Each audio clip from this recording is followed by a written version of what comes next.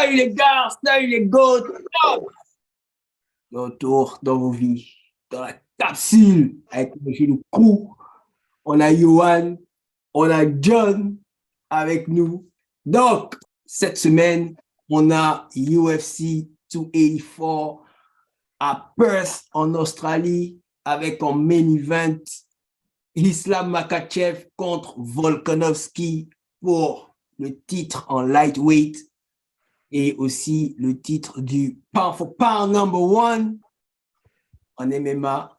En co-main event, on aura Josh Emmett contre Yair Rodriguez pour le titre de featherweight en intérim, puisque Volkanovski monte. Et donc, on va se focaliser sur ça, quoi. Sans plus tarder, comment ça va, les gars? Comment ça a été votre week-end? Johan, on dit quoi? En tant que numéro 1 depuis le début, je me fatigue, j'essaie de regarder derrière moi, je sens les coups. Voilà quoi, voilà. Non, ça va très bien. John, on dit quoi? C'est bon? Ouais, tranquille. Tranquille. Donc, let's go.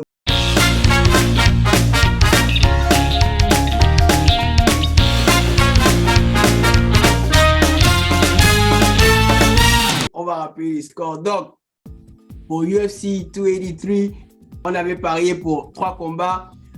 Gilbert Burns, Neil Magny, Moreno contre Figueiredo et Hill contre Glover Teixeira. Burns soumission 2e, Moreno soumission 4e et je vais partir Hill KO 3e. Burns KO 3e round, Figueiredo à la décision, Teixeira soumission 2e round. Burns soumission 2e round. Moreno soumission 5e round. Et Glover soumission 3e. Pour moi, je vais aller avec Gilbert Burns à la décision, Davison Figueiredo KO au 3e, Glover Teixeira soumission au 3e. Et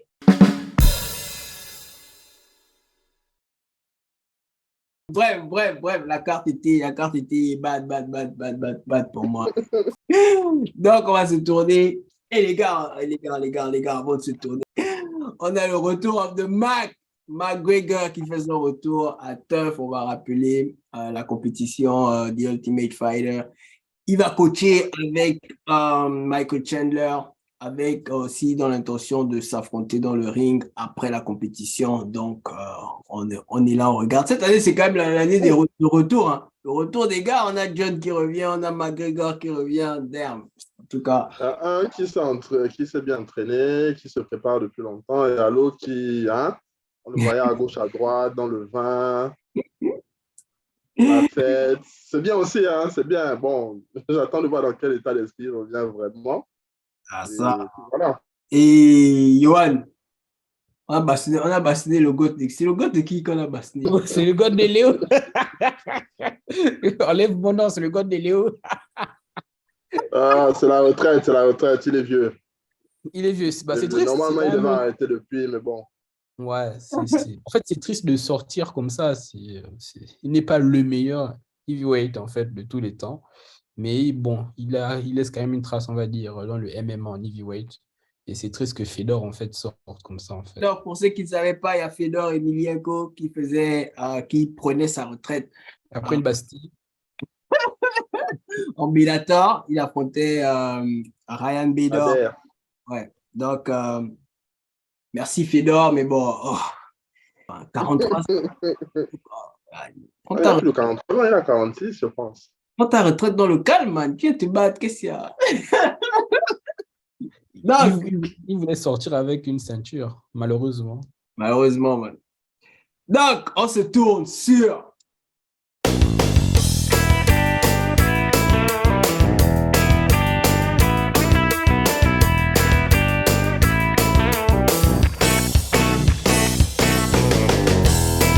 le main event de cette semaine. On a UFC 284 à Perth, Australia. On a en main event Ismail Makhachev, champion de la catégorie lightweight, qui va affronter le contender Alexander the Great Volkanovski, qui monte en lightweight. Il revient de la catégorie featherweight, où il est le champion d'ailleurs. Et en co-main event, en parlant de la catégorie featherweight, on a Yair Rodriguez contre Josh Emmett pour le titre en intérim. Donc, ce sont les deux combats sur lesquels on va se focaliser et ce sont les deux combats qu'on va pronostiquer. Donc, on commence avec le co-main event, Yair Rodriguez contre Josh Emmett. Les gars, comment vous voyez la chose se passer? On va commencer avec qui? En fait, moi, je vois la chose se passer comme... Moi, je vois le combat se terminer de deux façons. S'il y a un KO ou bien s'il y a un finish, je vois ça Josh Emmett parce que le gars, il cogne avec des mauvaises intentions. Le gars, c'est un vrai mal. Il a vraiment du lourd dans les poings. Mais bon, si le combat est à même d'arriver chez les juges, je vois plutôt Yair Rodriguez par cause de son volume. Il est complet, le mec est complet.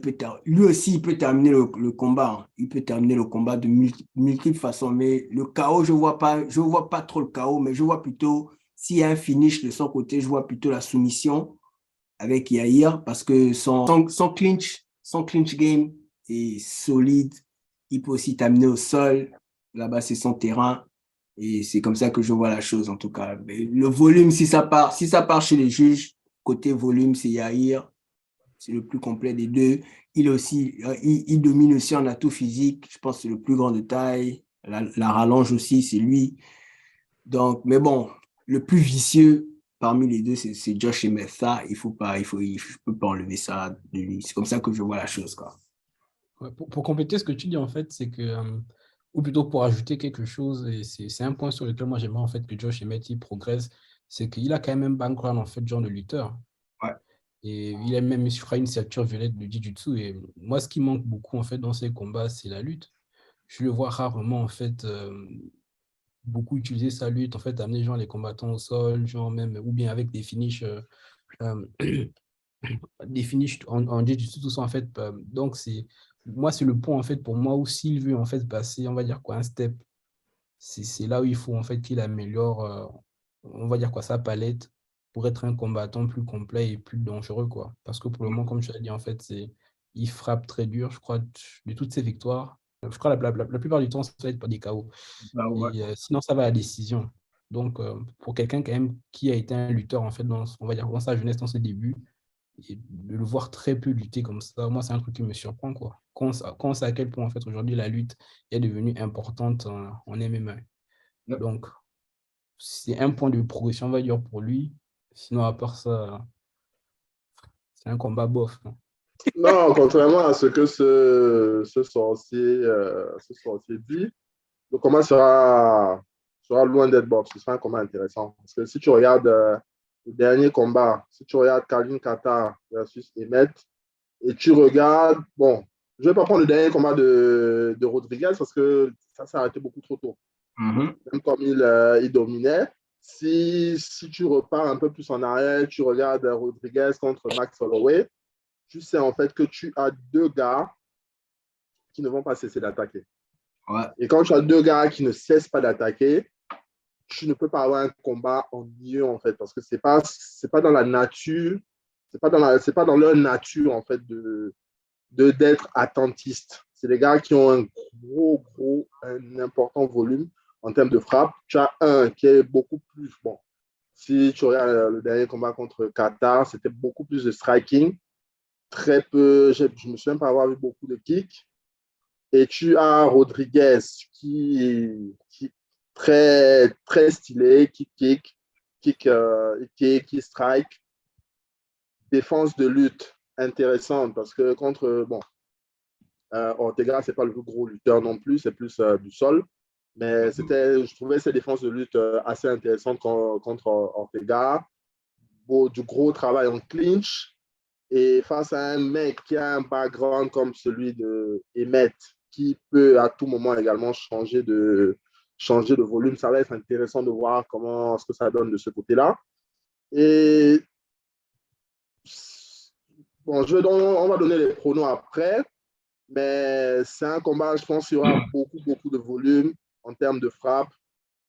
Et si Rodriguez est lucide, parce que c'est aussi, je trouve, à un certain moment, ce qui peut lui faire défaut, s'il est lucide, ça peut se terminer, ça risque de ne pas aller forcément au bout. Donc voilà, prenons à la fin. Ok, ok, ok. Et on fait quoi de la mathématique MMA? Parce que les deux combattants ont combattu Jeremy Steven en commun. Mais Ouais. Jeremy Steven a cogné Josh et il a perdu contre Yair. Ça veut rien dire. Ça lui a dit, Après, Stéphane aussi, Stéphane, les combats se suivent, les combats ne se ressemblent pas. ça aussi, donc. En fait, c'est ça. Les années séparent les deux trucs. Il y a un qui a évolué. Je crois qu'il a 4 ou 5 victoires d'affilée et l'autre, voilà quoi. Ok, ok, ok. Donc, c'était ça pour le co-main event. On se tourne vers le main event, the main attraction of the night. Islam Makhachev contre Alexander Volkanovski. Donc, Islam Makhachev qui a pris la ceinture face à Charles du Bronx Oliveira par soumission. Il est champion de la catégorie lightweight. Alexander Volkanovski, champion de la catégorie featherweight, qui monte pour prendre la ceinture en lightweight. Va-t-il le faire? Ne va-t-il pas le faire? On le saura. Et aussi, on va rappeler que le titre de Pound for Pound number one est aussi en jeu. Le Pound for Pound number one right now, c'est Alexander Volkanovski. Donc, en battant Volkanovski, Islam veut aussi récupérer le titre de Pound for Pound number one. Donc, comment vous voyez la chose se passer? Let's go, on va avec Yohan. En fait, on a encore le combat entre un striker et puis un lutteur. Donc, si tu es Islam, en fait, l'idéal, ce serait d'amener Volkanovski le plus rapidement possible au sol, de peut-être pas rester debout, même si Islam, au striking, c'est pas si dégueulasse que ça. Islam est très complet. Donc, mais je pense quand même en striking, celui qui a le plus d'avantages, c'est Volkanovski, quoi. Et on lutte, là, je pense qu'il n'y a même pas débat. Je pense que si ça va sur ce terrain-là, Volkanovski sera très désavantagé. Après, l'avantage qu'il peut avoir, peut-être, on se rappelle contre Ortega, qu'il est sorti en fait à 2 reprises, je crois, de prise, en fait, où tout le monde pensait qu'il devait en fait taper. Donc, il a l'air vraiment très résistant, on va dire quoi, retenir son souffle lorsqu'il a étouffé, ce qui était extraordinaire. Donc, pourquoi pas, même si je pense que niveau lutte, quand même, Islam, c'est 2 crans au-dessus par rapport à Ortega. Donc, faut qu'il essaie de le garder en fait à distance. Je crois qu'il est plus petit, non? Ouais, ouais, Islam, non, Alexander est plus petit. Il est plus Oui. petit. Donc, ça va être compliqué. En fait, il faut toucher sans ne pas trop t'exposer en fait à un contre qui peut t'amener en lutte parce que quand on prend le combat, par exemple, d'Oliveira, en fait, il tente un flying knee, en fait, et puis c'est là, en fait, il se fait cueillir, quoi. Donc, Islam, en fait, c'est un combattant aussi qui est très intelligent. Islam part, je pense, logiquement favori sur ce combat-là, quoi. C'est sa catégorie. Il est le plus complet des deux en lutte, et puis en striking, comme j'ai dit, en fait, Islam n'est pas dégueulasse, donc c'est le favori. Il faut non voir ce que Volkanovski peut proposer, quoi. Ouais, ouais, ouais. Après, les deux viennent avec des séries de victoires aussi en jeu. Hein. Islam est à Ouais. quoi? 11? Depuis sa défaite, c'était quel combat en fait? Il perd. C'était son premier combat en Les combats, depuis il n'a plus perdu. Donc, Et tu as aussi Volkanovski. Volkanovski a plus de 20. ouais. Ouais, Mais je ne sais pas est-ce que Volkanovski a déjà combattu un combattant en fait du style d'Islam? après, c'est vrai que Il a combattu des lutteurs, mais c'est pas Le de style ce niveau-là. Il a combattu Mendes, ouais, mais Mendes n'a pas le niveau d'Islam. d'Islam en termes de grappling. Mais si on parle en termes de style ou de background, ouais, il a combattu Mendes. après, il est complet aussi, hein, Volkanovski. Il est Il est complet. complet, mais c'est le niveau en fait. On va dire quoi? En fait, c'est que tu as 2 combattants complets, mais si tu mets quand même les deux en fait côte à côte, c'est que le niveau en fait, la différence de niveau en fait, en tout ce qui est lutte, tout ça du côté de l'islam en fait, est largement plus élevé que ce qu'il peut peut-être avoir en striking, je pense. Et Islam se moquait même du gars avec Daniel Cormier. Je ne sais pas si vous avez vu Ouais.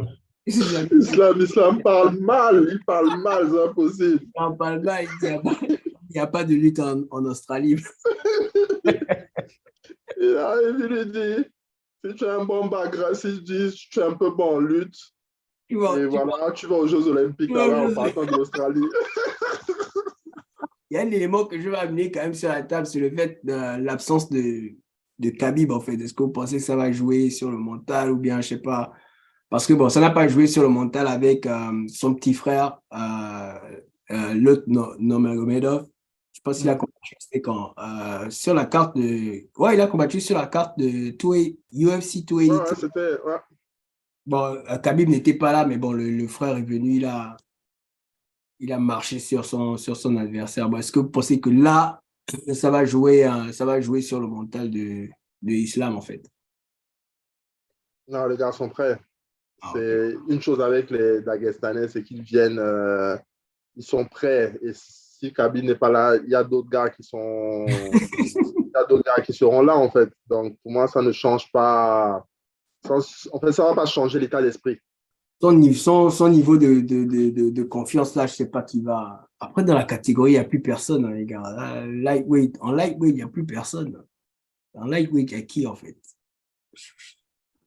Parce que les gars, les noms qui reviennent le plus souvent, ce sont, je pense, pour moi, les gars qui sont déjà en fin de carrière, quoi. Michael Chandler, bon, n'en parlons même plus. On va encore ramener Dustin. Dustin, peut-être, c'est ce que je voulais dire, ouais. Encore, c'est ça, en fait. Il y a plus. Moi, je pense que ça, ce sont des gars qui ont déjà fait leur temps, en fait. Ils sont genre comme McGregor. Le truc, c'est juste que McGregor, on voit déjà que, bon, toi, c'est plus ton truc. Pour moi, tu as deux gars très complets. On parle d'un plus complet que l'autre. Non, je ne pense pas qu'il y ait un qui soit plus complet que l'autre. Et je pense simplement, comme Ganga disait, il y a des différences de niveau, en fait. Donc, si on part sur la partie striking and kick, Volkanovski, pour moi, il est largement supérieur sur ce domaine-là, il est largement supérieur à Makhachev. Il faut demander à Korean Zombie, il faut demander à Max Holloway. Et c'est quelqu'un qui se déplace beaucoup. Donc, pour striker une cible en constant mouvement comme ça va être assez compliqué pour Makhachev. Donc, il faudra qu'il y ait un sens du timing qui possède d'ailleurs. Mais il faudra que ce soit encore plus élevé. Parce que Volkanovski, c'est quelqu'un qui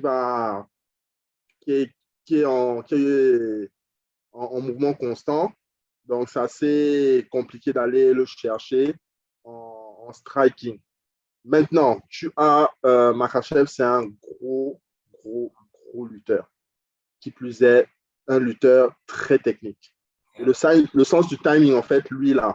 Parce qu'il faut voir ce qu'il a fait à Charles Oliveira. Une fois qu'ils arrivent au sol, comment il a passé la garde ultra rapidement. Si Volkanovski s'amuse à faire ce qu'il a fait contre Ortega, il ne sort pas de la guillotine. Hein. Parce que si vous regardez le combat contre Oliveira, quand il prend le triangle de tête, et le gars a tapé ultra rapidement. Donc, c'est dire à quel point c'est super puissant. Ça ne se voit, visuellement, ça ne se voit pas comme ça, mais quand il chope ses adversaires, les gars ne sortent pas du sol. Donc, s'il arrive à emmener, et je pense que c'est ce qu'il va faire, parce qu'ils disent, je vais le mettre KO, etc., face à Volkanovski, quand ça va devenir compliqué, crois-moi que tu vas vouloir lutter très rapidement. Et je pense que c'est ce qui va se passer. Et s'ils arrivent au sol, c'est pas pareil. C'est pas que l'on soit contre la cage, que l'on soit au centre de l'octogone, il va t'emmener à faire des erreurs et il va profiter de ça. Même si je trouve qu'il a sa défense de lutte n'est pas mauvaise, il a un menton qui est solide, mais c'est la catégorie de Makhachev, donc avantage Makhachev. Ce qui nous amène finalement vers les pronostics. Donc, je vais mouiller, je vais aller sur Yair Rodriguez à la décision et Islam Makhachev soumission au deuxième round. Bien Rodriguez, 4e KO. Et Makhachev, soumission au 3e. Emmet, KO, 3e round. Islam, soumission, 2e. On a aussi le pronostic de Léo. Islam, soumission au 3e round et Rodriguez à la décision. Donc, les gars, n'oubliez pas, likez, commentez parce qu'on veut aussi savoir ce que vous pensez de la carte. On va aussi connaître vos pronostics sur le co-main event et le main event. Et si vous avez aussi des combats que vous attendez de voir pendant cette carte, faites-nous savoir. Sur la page, la capsule, on est sur Facebook, la capsule, et on est aussi sur Twitter, la capsule MMA. On vous attend, les gars. Let's go. Johan, tu as quelque chose à dire? Le number one, en fait, de ne pas oublier de liker, de commenter. Toujours, ça fait plaisir d'avoir un peu d'interaction. Bonne semaine à tout le monde et puis on se retrouve la prochaine fois. Let's go. John? Abonnez-vous, likez, partagez, regardez les combats. Arrêtez d'être sorcier. Regardez les combats. Voilà, c'est important. C'est important. Ne venez pas commenter les highlights. C'est tout. Donc, on se retrouve le mois prochain, les gars. Le mois prochain, on a 2 pay-per-view le mois prochain. On a le pay-per-view retour de John, The Bones, contre Reagan. Et on a aussi le retour Leon Edwards contre Kamaru. Donc, je pense que le pay-per-view de John Jones sera le 4 mars et le pay-per-view de Kamaru sera le 18. Donc, le mois prochain, attendez-vous à nous voir beaucoup sur vos fils d'actualité. Donc, on se dit au mois prochain, les gars. Let's go! Until then, we say peace.